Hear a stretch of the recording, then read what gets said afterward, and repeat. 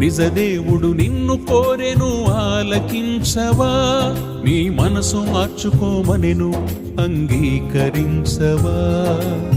నిజదేవుడు నిన్ను కోరెను ఆలకించవా, నీ మనసు మార్చుకోమనెను అంగీకరించవా.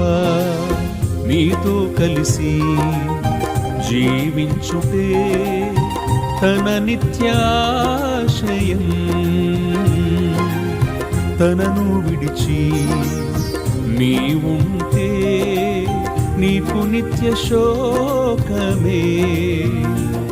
తన ఆశయం నీకు అసహ్యమా, తన చిత్తమే నీకు భారమా.